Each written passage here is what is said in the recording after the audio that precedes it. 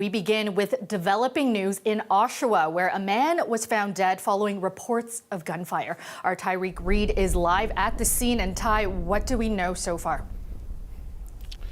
That's right, Kelda. This shooting happened just hours before the new year. Police say a man was shot inside this apartment building at Cedar Street and Wentworth Street. He was pronounced dead on scene. Police say the call came in at around 2 o'clock this afternoon, and there's still police presence in the area as they continue on with their investigation. Now, of course, it is still early on in the investigation, but we did get a chance to speak with police about what happened here and what they know so far. Here's what they told us. At this point, I don't know information about the victim. They're still in the early stages of the investigation. Obviously, we're all upset that this has occurred. You know, it's supposed to be a joyous time of the year, and we're here, unfortunately, investigating the 11th deceased party of the year within Durham Region. Now, of course, this is all still very fresh, but police do tell us that the homicide unit has taken over the investigation. They also confirmed that there were no other victims, but they're still working on suspect information, so I'll keep you updated with everything we learn, Kelda. The latest from Oshawa. One man is dead and another in hospital after a shooting and stabbing last night in the West End. Police are now searching for multiple suspects. Greg Ross has the latest. Police were called to this home on Silverthorne Avenue at around 11:30 last night after reports of gunshots. Police located a 29-year-old male inside the residence suffering from gunshot wounds, and he was pronounced deceased at the scene. Detective Sergeant Jeff Allington says there was another man in the home who was also injured. It's a 58-year-old male who was there with stab wounds. He was transported to an area hospital and remains there, but in stable condition. Police say the two men both lived in the home. Neighbors tell us the 58-year-old is the stepfather of the 29-year-old man who died. Police say there were multiple shots fired inside the home. They're now looking for two suspects, both white men who were dressed in dark clothing. Security footage from the area shows a person running away from the scene southbound on Silverthorne Avenue at 11:38 last night, which was not long after reports of gunfire. Police did not provide many details about what happened inside the home or a possible motive. I can tell you that I believe this is to be a targeted incident and that it is isolated. Residents who live near the home tell us it's hard to believe that something like this could happen in their neighborhood. I'm very surprised because it is very peaceful. You think you are safe and then you see something like that. It's still kind of shocking to see a police van outside your place and cops just like blocking your street. Police are asking anyone with information about the shooting or the suspects to come forward. Greg Ross, CBC News, Toronto. 2 North York jewelry stores were robbed within minutes of each other last night, the latest in a troubling string of smash and grab robberies gripping the city this year. Nama Weingarten has those details. Social media video shows this smash and grab robbery at Fairview Mall, one of 2 robberies last evening, happening just minutes apart. Police say it started with a call for a robbery at Fairview Mall at roughly 8:43 p.m. when 5 suspects allegedly broke into a jewelry store carrying hammers. Police say they smashed the front glass door to enter and then smashed glass display cases as they took jewelry. And this is not a first for the store. It was robbed in another smash and grab earlier this month. In this recent robbery, police say they arrested 3 of the suspects, all in their teens, with their ages ranging from 14 to 17 years old. Other suspects are still outstanding. And the second robbery of the evening happened just minutes later. Police tell us they got the call at 8:47 p.m., this time to a cannabis retail store on Eglinton Avenue West and Venn Crescent.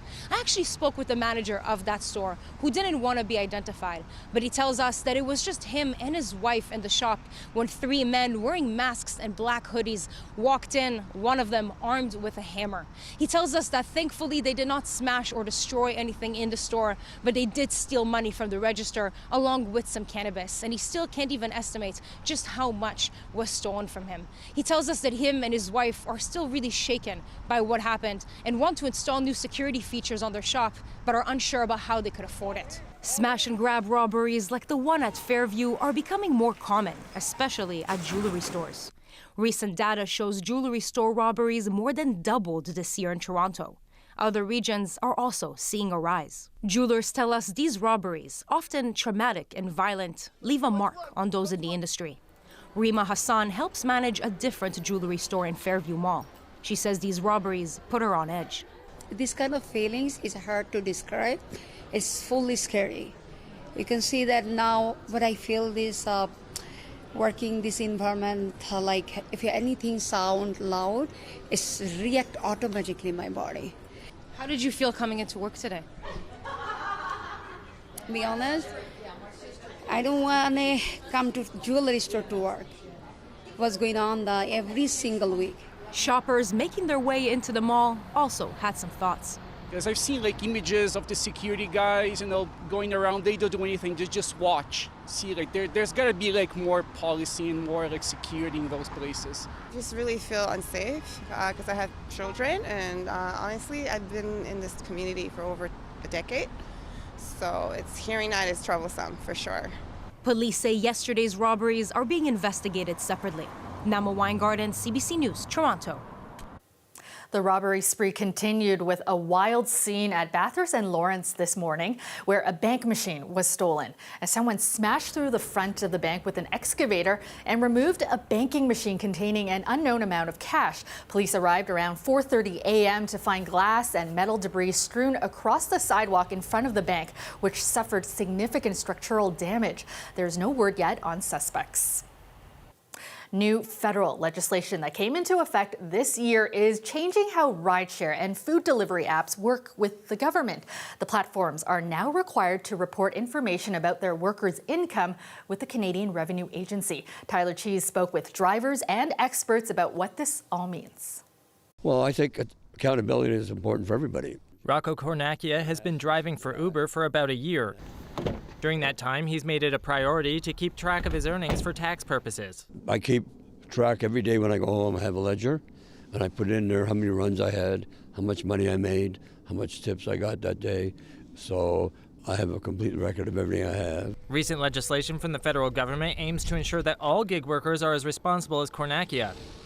Bill C-47 requires companies like Uber, Lyft, and DoorDash to report what their drivers earn to the CRA every year by January 31st. So this is a means of cracking down on self-employment income that, to be fair, everyone should be reporting 100%.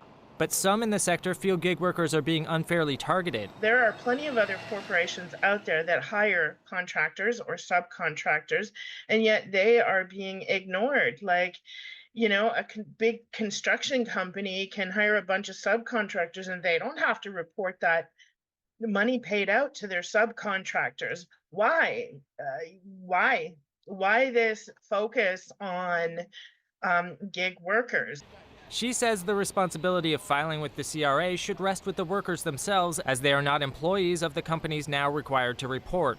If they want our earnings reported as if we're workers, then we should have workers' rights. So they're kind of jumping the gun on this one. Experts agree that these workers exist in a sort of gray area. I think that this creates now a precedent that this is acceptable, that we have these gig platforms that look a lot like employers. They're now reporting information like employers to the CRA, but they are not bound by labor law. So they're not bound by sick days, by minimum wage. They are not contributing half of the CPP contributions. He says this is good because now there are much clearer guidelines for all parties involved.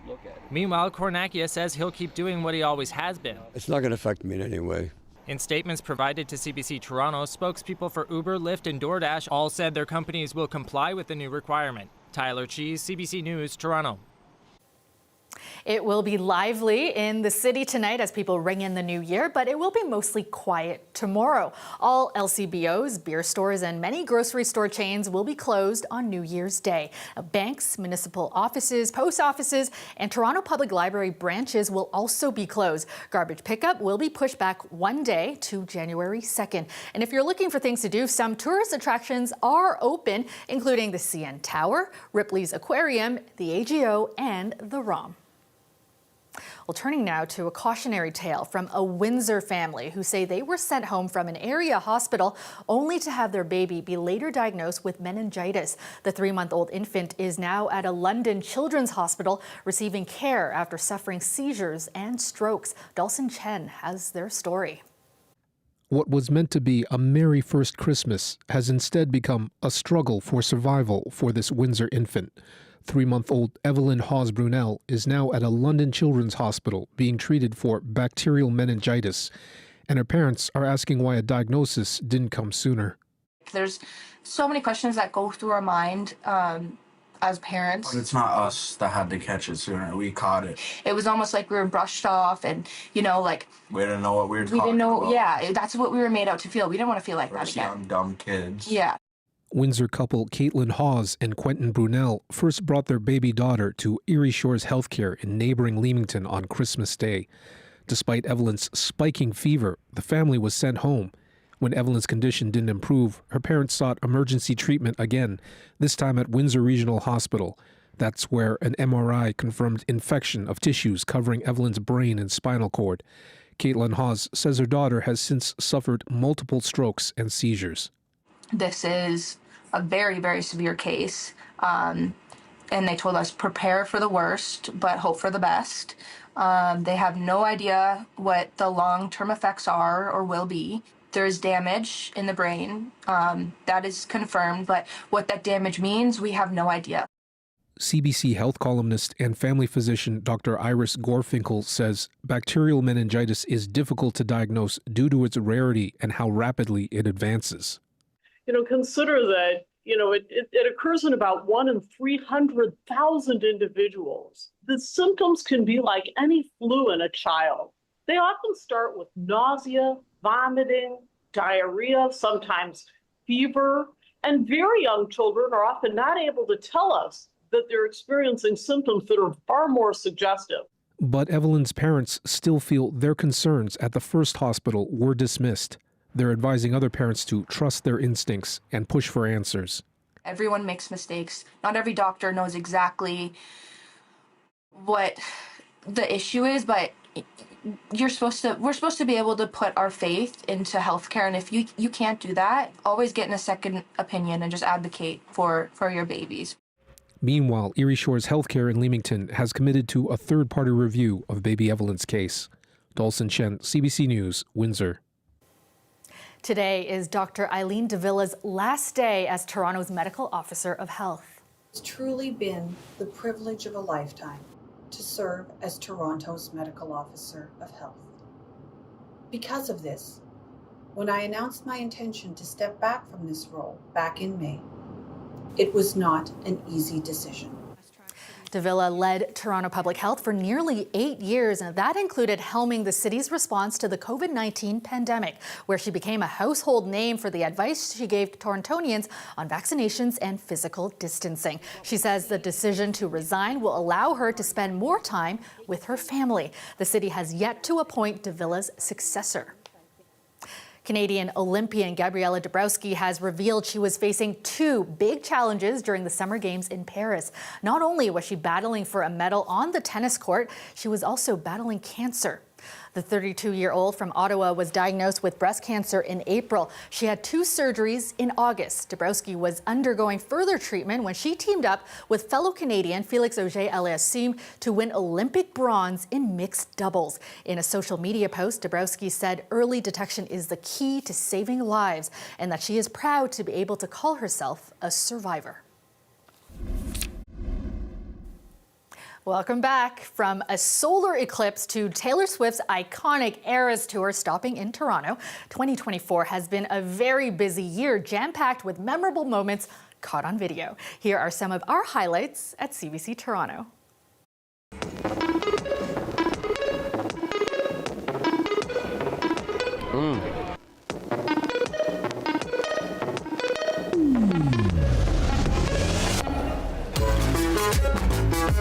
Let's go! I'm alive because of this amazing woman.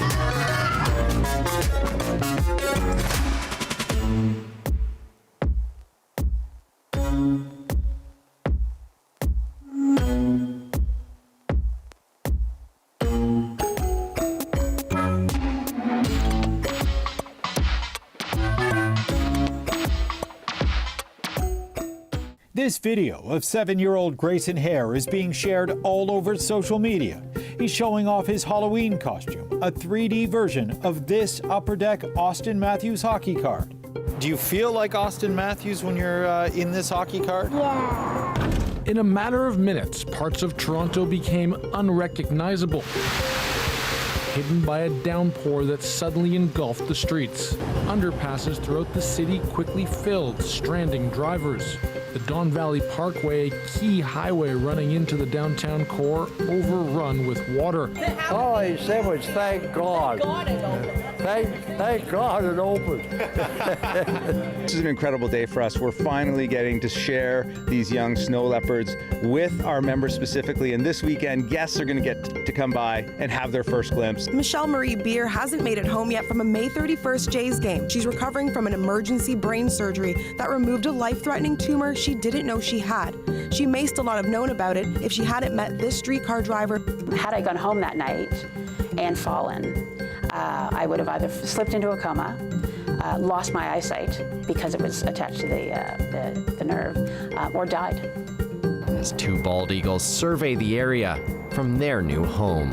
It's incredible. There's no words to describe it. I mean, it's just absolutely mind-blowing. Jules McCusker spotted the two birds of prey in December. Well, the first thing I thought was that it was impossible. Impossible because nobody's seen a nest in the city. I would like community to understand how these dominoes are actually connecting all these different neighborhoods, all the different people connect with each other too. I flew over here yesterday, my first time on a plane, so anything potato. I'm pretty pumped up, really excited, can't wait. I'm so excited, I've been waiting a year and a half for the concert. They're everywhere, in our attics, scurrying around our fast food joints, climbing to the top of our construction sites. Well, the tables have turned, little guy. Now we can climb on you at Raccoon Park on Sudan Avenue near Yonge and Eglinton. Kids seem to love it. They also love raccoons for reasons only kids would. What do you like about raccoons? That they're smelly. Sometimes they're funny when they get messy. And I really like that about raccoons. That skeleton's name is, appropriately, Bones, a giant skeleton in the Junction Triangle who's been dressed up as pop star and queer icon Chappell Roan. I was just worried that the crowd was going to be upset that I was interrupting the show.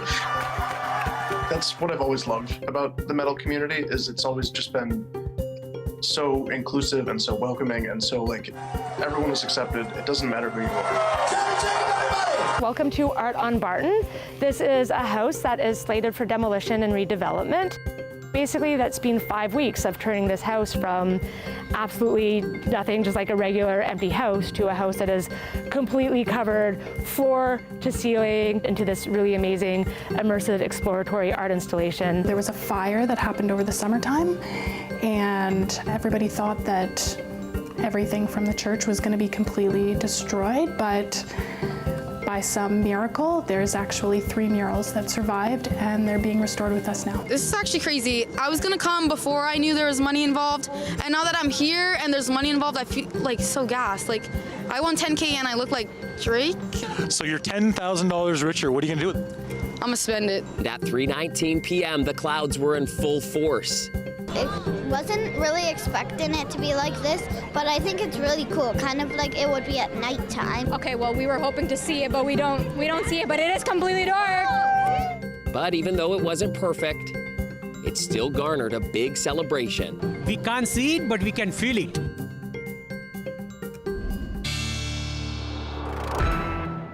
All right, Chris, happy New Year's Eve.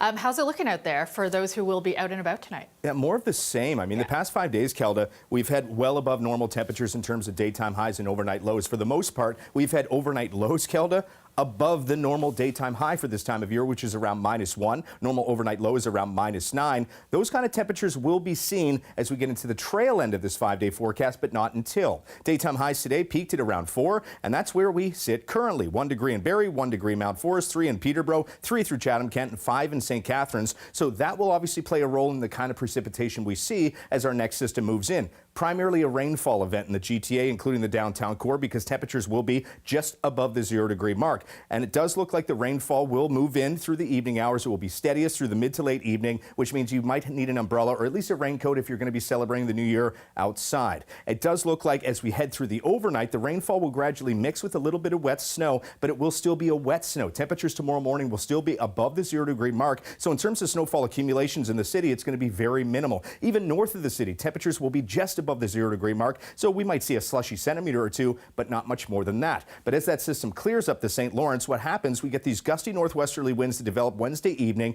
and that means more lake effect snow off the eastern shoreline of Lake Huron, as well as Georgian Bay. It looks like the most dominant area will be southeast of Georgian Bay, stretching down towards Uxbridge. So it looks like it will miss the downtown core Wednesday night into Thursday. But if you are traveling north in the city, obviously be prepared. We might see snow squalls, so that means snow squall watches and warnings will likely be posted by that point from Environment Canada. More of the same Thursday evening, Thursday night. Once we get through Friday, the winds will shift a little bit, pushing some of that activity southward in towards the GTA. Just a couple of passing bursts of flurries. It looks like it will not be an all-day occurrence, so minimal accumulations in the city, if any, and that's going to be the story once again tonight and into the day tomorrow. Snowfall potential by tomorrow morning, pretty much null across the GTA, especially right along the lakeshore to the north, a slushy centimeter or two. But as we get further in, we see the northwesterly winds kick in. So as we get into Thursday night and into Friday, we could see 10 to 20 centimeters of localized accumulation, Midland, Penetanguishene down towards Barrie, and similar story up towards Collingwood, the Blue Mountains, to replenish some of the snow those ski hills lost the past couple of days.